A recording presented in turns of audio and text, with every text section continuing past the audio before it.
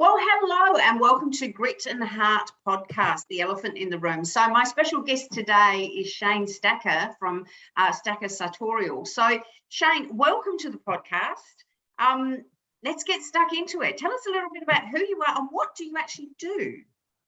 Sure, I can do that. And Jackie, thank you for inviting me on. It's going to be good to have a little conversation around this today.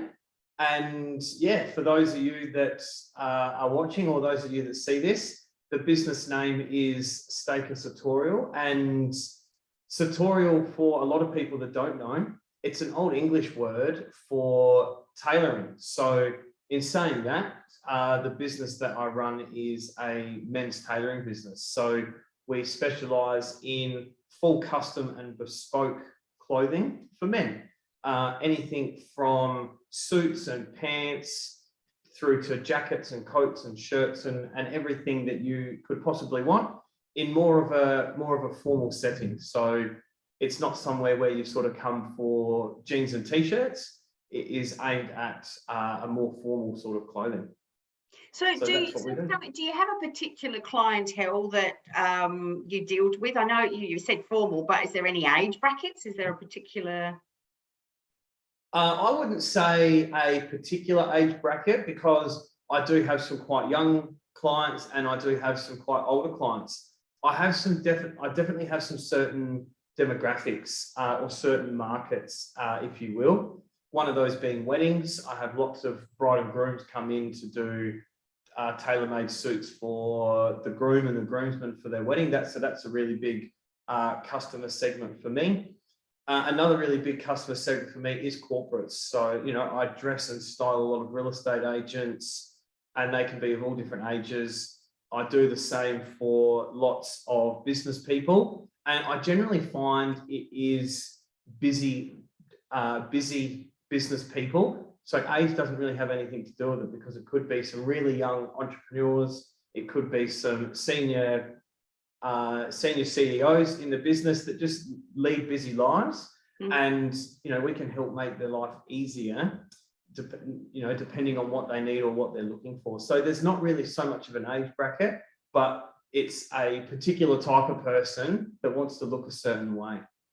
Oh, fantastic. Because I did actually see something that you posted the other day on this handsome young, or I'll say young gentleman, but he had this beautiful maroon looking jacket on. And so tell us about the materials and the stuff that you have as well. Yeah, so that was a customer of mine who was an accountant, believe it or not. So again, a busy professional, as I was just saying, and he come in and wanted something that he could wear sort of casually, but to dress up. So we did him a really nice sports jacket or a blazer, whichever way you want to look at it or whatever you want to call it. And it was an absolutely stunning burgundy. That particular jacket was a wool and silk blend from an Italian fabric mill, which is called Vitali. And we source all of our fabrics here from the best mills. You can actually see behind me a lot of the sample books. And the best way for me to try and explain it to people is if you're building a house or you're going shopping for carpets or tiles, you go into the place to make your selections and they give you a little sample book. So we do exactly the same here. We have sample books with all the fabrics, and all the fabrics here are all 100% wool or some type of wool, whether it be cashmere or merino wool or similar. So some of them are blends, and they're all sourced from all the best mills around the world. So you've got some of your English mills like Holland and Sherry, which is really famous, Stand Even. Then we've got a couple of really nice and really famous Italian brands like Vitali that I've mentioned, Carnet, which is in Como. And we also stock another brand, which is probably one of the best and most world-renowned fabric mills, which is Dormay, which is another European one. Okay. And they're all the books that you can see sitting behind me. Yeah, fantastic. So thank you so much for sharing that, because there's a lot of people that hopefully when they hear this, they kind of go, because I sit there and go, oh, this is, and I know I've seen your stuff. It's absolutely magnificent. And the quality is second to none. And we'll talk a little bit about what it's like when you actually wear good bespoke clothing, or even, you know, good quality clothing as well, and how that can impact you mentally and physically. But before I get into that, tell me a little bit more about how you started your business. So do you have teams of people that work with you, or how do you work? Are you sole trader or? So the business is set up as a company, and it is just me in the in front of house, the shop. So I do the fittings for the customers. I do all the designs. I have been to uni and studied fashion design. So there is some, and I did that through Flinders University in TAFE SA. They have a fantastic course which combines the two.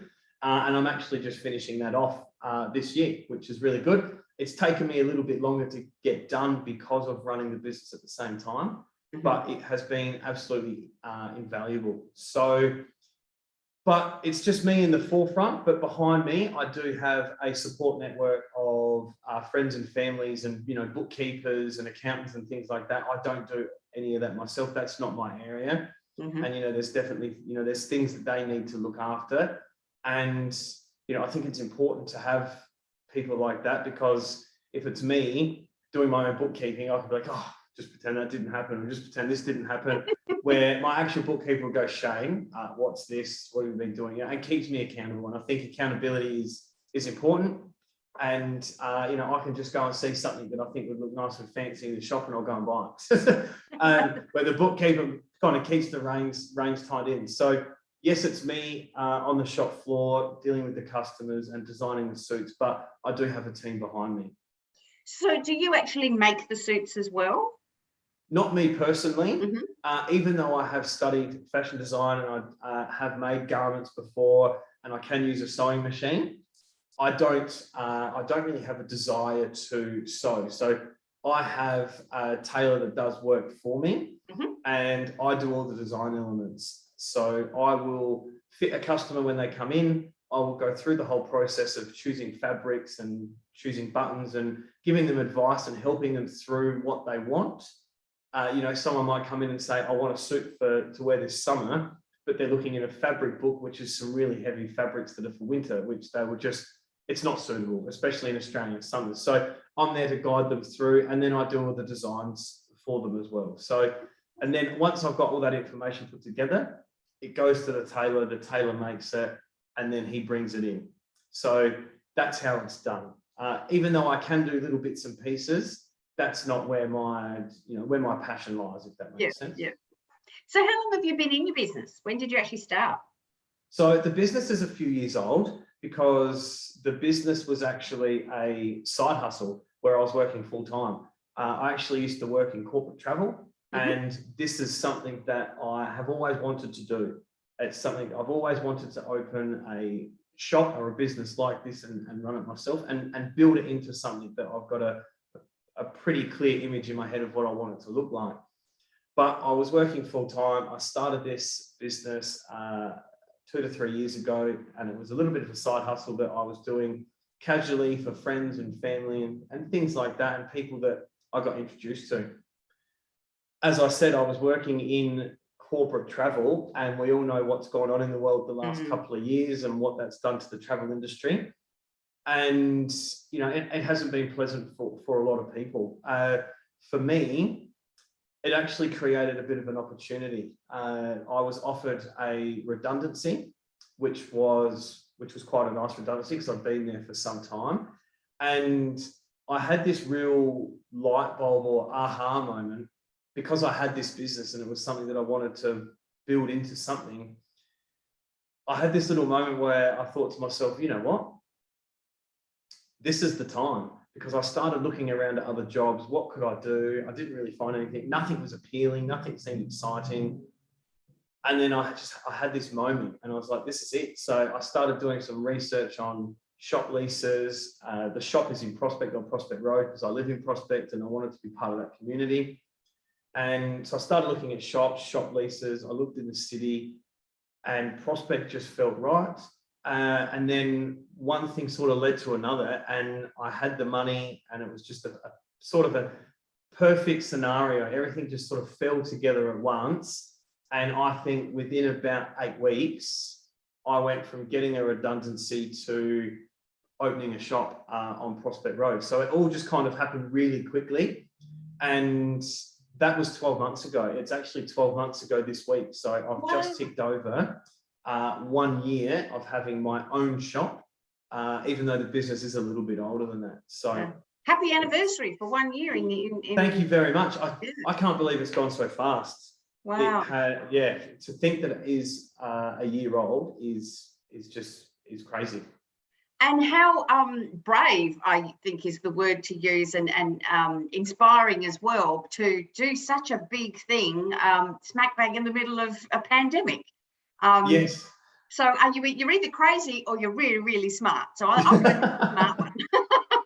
I'll go with a little bit of both because, as you already know, Jackie, I've got a young daughter, and she is 14 months old. So I started the business around the same time that she was born. Wow.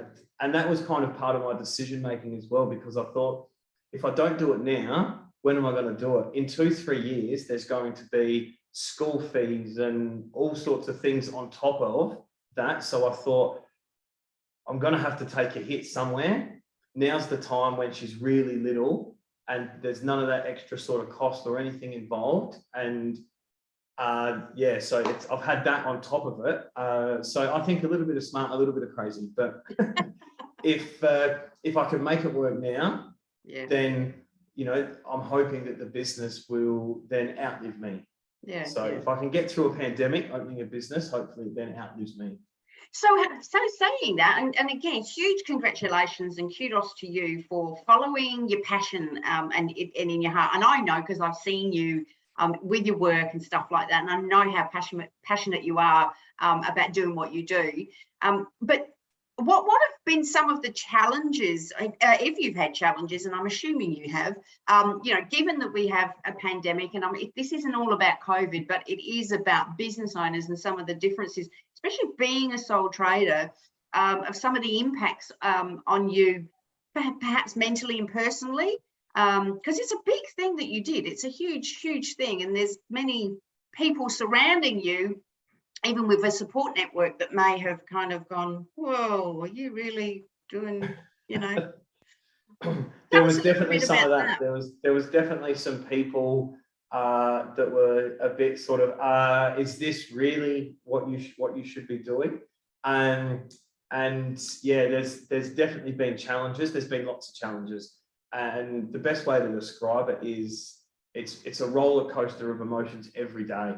Mm-hmm. And you go through something really good happening to then something sort of challenging comes up, and your mind just sort of can flip on you at any moment, and you just you go through it every single day of okay, what have I done here? Did I make the right decision? Did I make the wrong decision? How can I fix this? So that happens. It happens all the time. I've had many challenges. Yeah. So what are some of the tips or the things that you do to help you through that? Because being a sole trader, it can get really lonely, because sometimes, I don't know about you, it can be challenging to try and explain to the ones that you love that are really supportive for you, but they don't get what the stress is like. They don't understand it. No. So, and I'm a big advocate for looking after yourself physically and mentally. And on top of all of the business stuff, as I mentioned before, I do have a young daughter, but I'm not with my previous partner. I'm not with my daughter's mum anymore. So there's an extra complexity on top of that, going through this whole period as well. Yeah. So I've been managing those expectations, as well as running this business and sort of managing my own expectations with the business. So a few things that I swear by and would be lost without them, and probably a few key points for people. But one of them is the gym and exercise. If I didn't have the gym, I don't know where I would be. And it doesn't necessarily have to be a gym, it can be exercise. But what I like about going to the gym, and I go every morning. I go every morning at 6 o'clock. I won't say every morning, I'll say 99.5% of the time. And But it's such a really good community. So you're not just going for a walk by yourself, you're actually going and doing some exercising and talking to people. So, and you're not talking about business, you're not talking about anything else. You're really just there socializing and meeting a good group of people, generally talking about getting fit and working out and all that type of thing. So for me, that's a massive one. If I didn't have that, mentally, I think I would have struggled a lot more.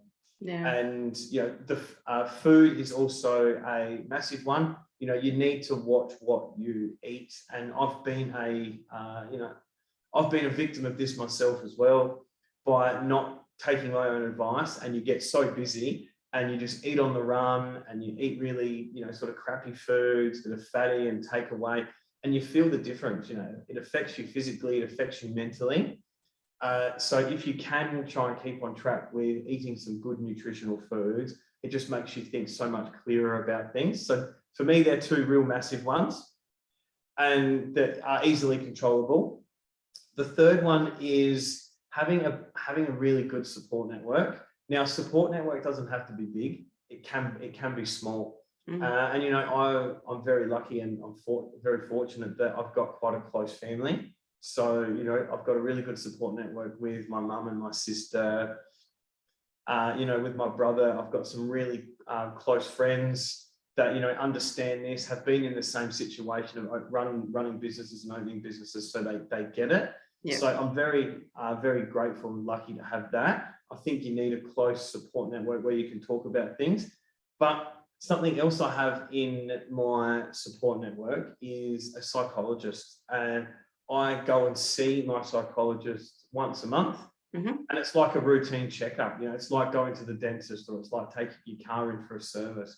If you don't get a checkup, and if you don't service it, things go wrong. And for me, yes, my family and friends are great, but he is a third party that doesn't know anything about my life, or doesn't have an invested interest in my life. So he can tell it to me straight, if that makes sense. So I don't see him because there's anything wrong, so I'm not suffering from depression or anxiety or I don't have any sort of diagnosis. It's purely just a tune-up and a check-in. And that just helps me to clear my mind, offload things to him, a different perspective. Sometimes I can be quite a big dreamer and, sort of live in fairyland, as some of my friends and family call it. And it's a bit of a reality check. He says to me, Shane, I think you need to just pull it back a little bit here. Think about this, think about that. And it's a really good way for me to just understand the things that I do and the reason why I do it. So for me, that is absolutely invaluable. And I don't think enough people do it. People kind of leave it till it's too late. Yes, okay, now I am suffering from anxiety, or now I am suffering from depression. I've got all this stress, I can't cope. And then they seek help. I think being preventative is a much better way than doing it and being reactive, if that makes sense. So I've seen my psychologist for the last few years of my life very regularly. And it's something, again, that I couldn't be without. Oh, look, and thank you so much for sharing, because that's one of the key things for me about what I'm doing with Grit and Heart is, I'd much prefer to be able to see people and work with people in business before they get to crisis point. So it's really great that you've shared that, and I really appreciate it, because it's also having a third person assist you, because the emotional connection isn't there in the same way as it is with your family and your other friends that are really close to you. So the third person, a psychologist or a third person or a coach can actually be quite frank with you in the appropriate way, of course, but also be able to identify and help you with the triggers. Identify triggers that may set you off before they get too far down the rabbit warren, as I call it. So yeah, fantastic. Thank you for that. So you mentioned with your business that you have people that do the tailoring. You do all the designing and everything, and then you have the makers, as I call it, dressmakers or tailors that do the sewing and things. So are they all business owners, or are they a group of people? Are they independent as well? It's a mixture, to be honest. So I have got a tailor here locally in Adelaide that does a lot of work for me, and he runs his own business.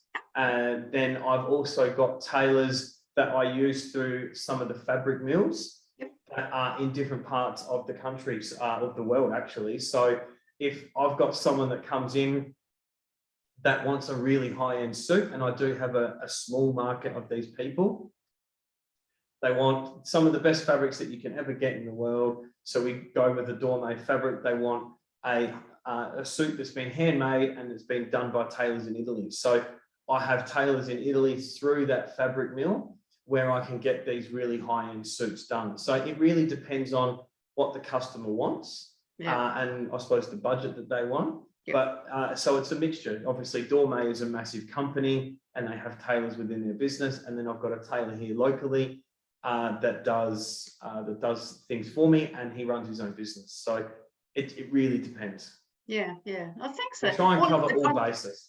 Yeah.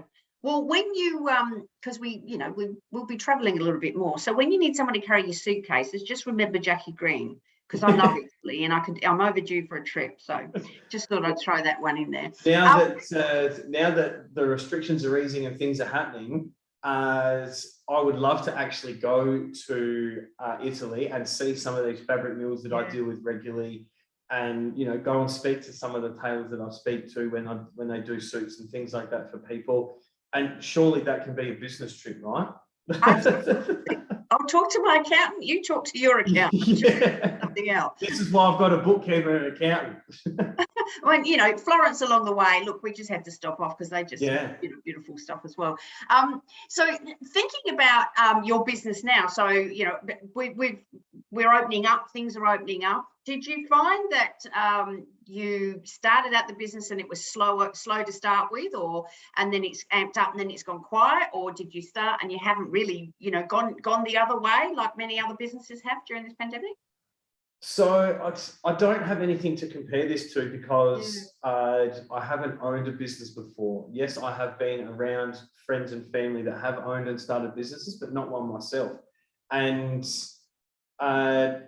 so I don't have anything to compare it to, as I was just saying. But things started slow, but I think that is something that is always going to be the case. You're not going to open up a brand new business and have a line of people out the door going, "Oh, I can't believe you've opened this. We've been needing this our whole life. We're all here." That's overnight success. They do need it though. That's I don't believe that happens, and I'm not sort of in any sort of false belief that will happen. The pandemic and the chopping and changing of things did sort of affect me. So when I first opened the shop, things were going really quite well, and then we had that lockdown for 7 days, and for me, it almost kind of reset, and consumers lost confidence. Lots of other business owners were losing confidence and were feeling the same way as well. And because I was such a new business, I think I'd been open 4 or 5 months. Then we shut for 7 days. I had people, postponing fittings, cancelling orders. So it really did reset. And it was almost like after we had that lockdown and then the confidence started to build over a month or two, it was almost like I had reopened the business and had to start from ground zero again. But that's all part of it. And, that's one of the challenges that I said I'd face. It's kind of like, okay, where do I go from here? What do I do? But now things are getting better and now things are opening up. You can definitely feel people are more confident. There's more people out. There's more people about. There's people doing things. People going back to work. So it is starting to build steadily. But in saying that, this could have potentially just been the case if there was no pandemic. I could have opened up and then had a few months of beginner's luck. Yep. And then went really quiet, and then it was like I started again. So I've got nothing to compare it to. All I can say is that, now being 12 months in, from where I was day one, month one, to where I am now, at the start of year 2, things have built slowly and steadily, and are going well, and are still trending in a positive way. Mm-hmm.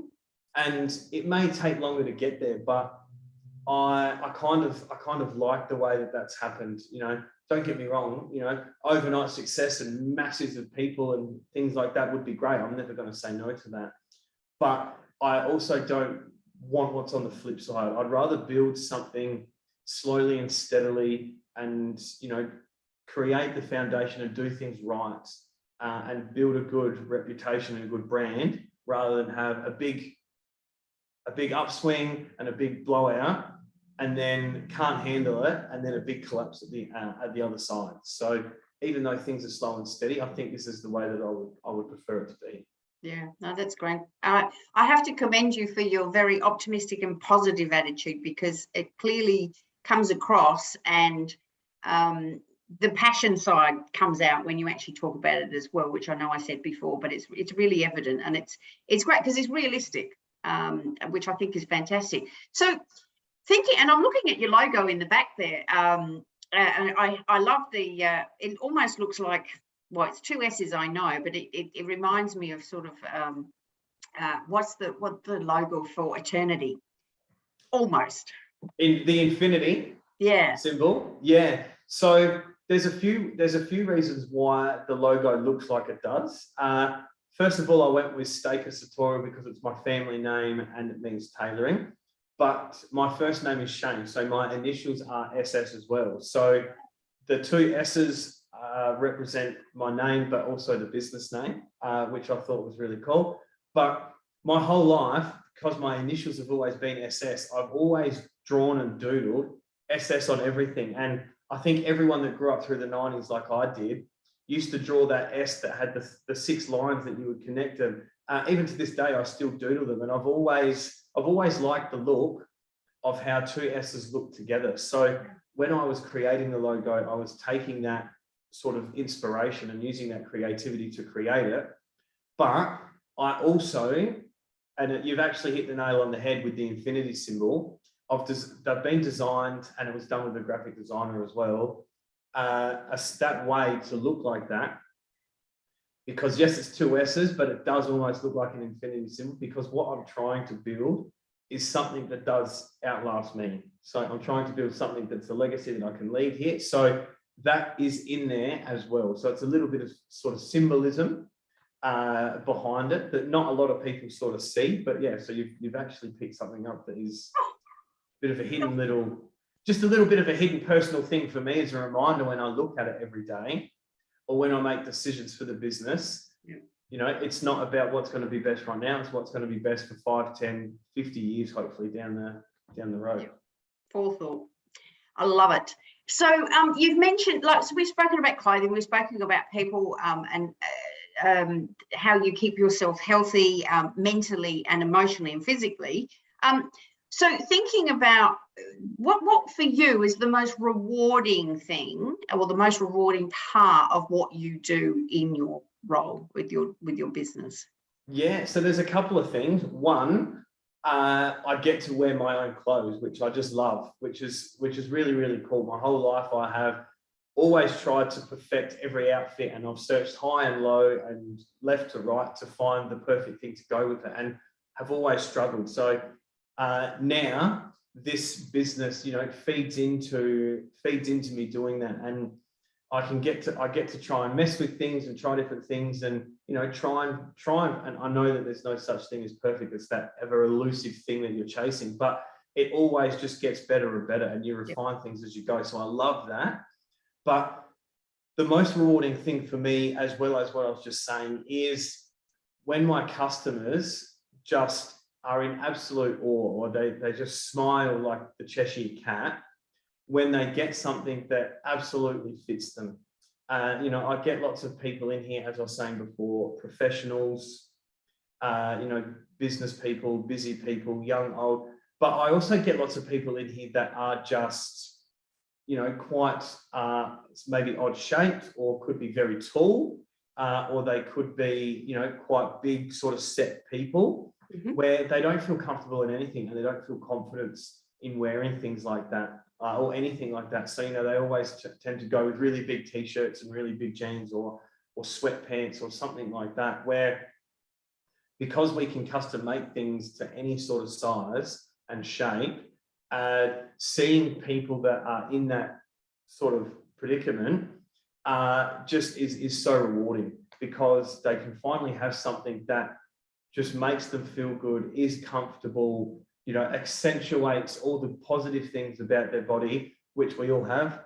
but then also hides the flaws, because everyone also has flaws on their body as well. It doesn't matter if you're big, tall, short, small, or whatever. We all have that.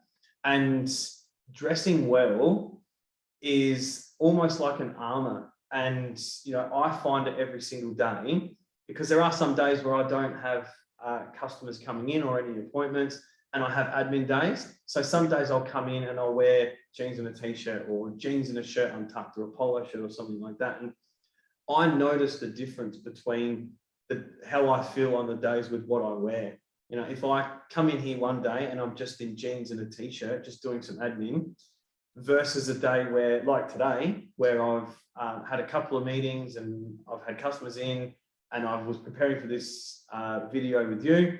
So I've got a 3-piece suit on, and the difference you feel in wearing something like that is absolutely massive. And I see it with my customers all the time. They come in here, they come in ready to pick up a suit. They've just got some casual clothes on, or they may have another suit on that they have because they've just finished work. They come in here, their suit's ready, they go in the change room, and they come out, and there's just a grin from left ear to right ear. And that is the big reason why I do it, because I then know that I've succeeded, and it makes me happy. It makes me smile as well. And it just, to make people feel that way, or to see people feel that way, and you know that that's going to be everlasting. Every single day they put on that suit, or every Friday they put on that suit or that jacket or something like that, they're going to always have that feeling. And I think that just puts that extra spring in people's step.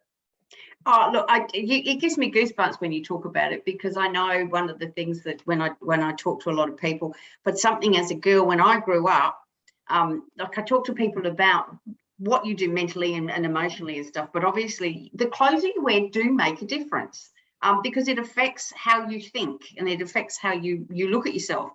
But as a young girl, I can always remember being told one key thing: always have good quality shoes, and make sure your heels are always they're polished, and you don't have scuffed heels. And That's correct. It's one of those things that just sticks with you. And if you've put on a good jacket, you put on a lovely dresses. In my case, I wear jackets, of course, but you can feel your body lift, and your whole persona, and you actually feel $1 million. You absolutely do. There's just no questions about it. It's just a fantastic thing. And so, you're 100% correct. And I think a big part of what I like about what I do with this business is that I don't think men have done it enough. Women from the start of time have always watched their mothers or their older sisters or whatever, you know, put on makeup and put on high heels and put on a nice dress. And that has always been a big part of a lady's life. And it's something that women absolutely love. But that exact same feeling and those exact same endorphins happen to men. It's just not something that I think has ever been as big a focus in men, when I think it should be. Yeah. And I see it here happen time and time again. As you said, you put on that dress, you put on those special heels, you put on the makeup and the lipstick, and your shoulders come back, you stand up straight, you look up. You know, it happens the same with men, and it's such an important thing. It's so interesting. The other interesting point I want to make, and I'd be interested in your thoughts on this, given that we've had a lot of people working from home, because one of the things that I'm working with people on is about working from home and presentation skills, and the importance of what we've been talking about with having good clothing and dressing. With this pandemic and a lot of people going back to the offices, I've been seeing a lot of relaxingness. That's not really the right word, but I'm got kind of a lazy dressing.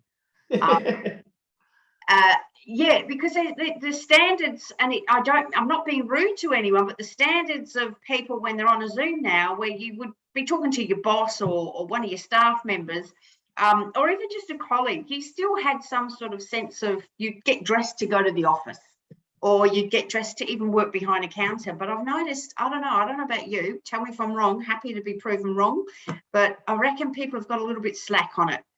So I think the importance of what you do in your business and what you can do, especially as you say for men, it's just paramount. I just think it's so important. And it doesn't have to be a, $2,000 suit that you wear to an office on a regular basis, but it might be a really good quality, and I don't know, $1,000 suit that you wear that is your office suit, and then you have another beautiful piece that you have for when you go out. Because as you say, you can dress up and down, can't you? Yes, and you're 100% right. I have seen that as well. And I know that we've obviously been through a massive pandemic and it has affected people in so many different ways. And if people need to just de-stress from that, which everyone does in a different way, shape or form, and people need to wear track pants and, sweatshirts and hoodies and things like that for a couple of months just to chill out, absolutely do it. And I have seen a lot of businesses reopen and are getting people to come back into the office, which I think is fantastic. And they are relaxing their dress code. That's great. People want to, habits have changed. People aren't in the habit now of getting up in the morning, going to the gym, getting changed at the gym, and then going into the city or going into the office. People's habits have changed. They've been homeschooling, they've been working from home. So there's got to be a time or, a time frame where we progress back to some sort of what it used to look like, and it will look different. So, I believe that there does need to be a time frame for people to adjust to that. But I think it will organically happen, and it will happen naturally. People will start to go back to work and they'll be going in their jeans and their t-shirts, or they'll be going in chinos or jeans and an untucked shirt or something. But then as they get back in the rhythm and the routine and start to get over what has happened the past few years, they'll start to get back in those habits and routines of going back to work and doing those things and wearing what they used to wear, wearing the nice, nice jackets or suits and things. And I've seen a bit of a change when people have started going back to work in what people are coming in here for. Lots of people used to come in for suits, and they still do. But now I'm actually getting a lot of people coming in saying, hey, I just want a really nice jacket or a really nice blazer or something like that, so I can wear it to work. And I think that that's completely okay. I love wearing chinos or jeans and a really nice sports jacket myself. Yeah. And if that still does make a difference. You can still look very smart in that. If you've got a really nice dark pair of denim jeans and then a really nice, sort of deep emerald green or a deep burgundy or, something really nice blazer on, you're going to stand out. You're going to feel good. You're going to look good. It doesn't have to be a full traditional suit like it used to be. And I have seen a bit of a trend of that in the last couple of months since people going back to work. Yeah, and I think before I sort of start to wrap up, because I could talk to you for hours. One point I'd like to say, it's also from a psychological point of view. We've spoken about the dress code, being dressed and the smartness and how you feel, but it's also a great way as we start going back to offices to give us that separation of we're back at the workplace. So we have our particular clothing for that environment. So when we get home, we can then take our take our clothes off, but take our gear off and put your trackies on and ladies leisure wear and all that sort. But that's what home environment is about as well. And it gives you those nice separations between having an office at home, having an office that you go to, and then being with your family as well. I just think it's a really nice way of separating so that you get to switch off from work. I agree. And you know what, some people and even some of my friends think that I sleep in a tuxedo, which I don't. I do wear a suit a lot, but when I get home, I do have loungewear. I do have sweatpants and sweatshirts and all that sort of stuff that I do lounge around in. So I am just a normal person. I don't sleep in a sleep. It's hard to work out with the three. Yeah, I don't go to the gym in a three-piece suit, although there could be an idea there. But branded idea. Yes, I think you do need that separation. I think that's important. Yeah. And for me, the lockdowns and things like that were hard for me because I struggle to work from home. I need that separation. If I'm at home, I'm on the couch, watching Netflix or watching a movie or, playing with the dog or playing with my daughter or swimming in the pool or something like that. I'm not doing anything work related unless I really have to. when I come to the shop or when I used to go to the office, for me, that switches on. So, you know, I know that when I work from home, my productivity goes from here to it's nearly non-existent. Yeah. And so I think it's important for people to sort of understand that about themselves as well. If you're one of those people that work from home and be the most productive ever, and that works for you, great. But I know that in my own self that's not me. When I'm at home, that's leisure. There's no association to work unless I really have to do something as a business owner, and that does happen. You know, I need to be in the shop. It switches me on. It changes my mindset completely. Yeah, it's a motivator, and it's a, you know, if people have, I've worked from home on and off for 30 years, so I'm motivated, but I shut the door. So time you log off, you shut down, you shut the door, and you leave your work environment where it is, and then you go and lounge out on the couch. So what would you offer, given the fact of you know, what you're doing for your business and so forth, and you've mentioned some of the things that you do that keep you motivated. What other tips would you have to offer to assist other people if they came to see you and you could kind of tell that they were, you know, maybe not doing too crash hot and they needed a bit of a lift? So what other tips have you got that can help them? Yeah, so if anyone is interested and does want to come in and has, you know, sort of had a bit of a moment and gone, you know what, I can sort of, you know, resonate with what Shane and Jackie be talking about, come in and see me, book an appointment. I'll share my website address with you, Jackie, and Perfect. We can share it. You can share it around. Book an appointment, come in and see me. Even if you don't want to buy anything, I'm happy just to, if you're going through this process, if you just want to have some advice, find out about what we do, how we do it, look at some of the fabrics. We can talk about some costings because the costings do change depending on fabrics you choose. Mm-hmm. But some people also, and guys as well, I know it does happen across men and women, but there are a lot of guys that just don't like shopping, don't know what they want to, you know, don't have a clue about what to wear, don't know how to dress them. What they wear is what their partner has bought for them, you know, for years and years. So you just don't know what you don't know. And you know, maybe sitting here and talking about wearing nice suits and things, some people might get a bit scared and go, oh, that's not for me. I don't understand any of it. Mm-hmm. Come in and have a conversation, because there's a lot more that we can do and talk about to help you understand what you want. And we can look at what colors match you, because certain skin tones match different colors and different types of fabrics. You know, we can talk about what you can wear with jeans and t-shirts versus with chinos and a shirt or as a suit. You know, so I'm always happy to sit down and help and talk people through that process if they don't understand it either. And if anyone does come in, books an appointment, comes in, and if someone does happen to purchase something, and if they've seen this video and they mention it, I'm happy to throw in a little bit of a surprise for them as well, which I can talk about with the person. That is fantastic. Thank you so much for that. No, that's okay. Sorry? I said that's okay. Thank you. I really have thoroughly enjoyed talking with you this evening. Thank you so much. I will just close off now. I look forward to catching up with you in a couple of weeks' time. So I will just wrap up. And remember, a collective group of like-minded people can achieve more than any individual can. So let's just keep this the ball rolling, as they say. Let's keep the conversations up. And if anybody's interested in being on my podcast, let me know. But I'll give you all the details at the end. Have a fantastic night. Stay online. I will talk to you a bit later. Ciao. Thank you very much. Thanks, Jackie. Bye.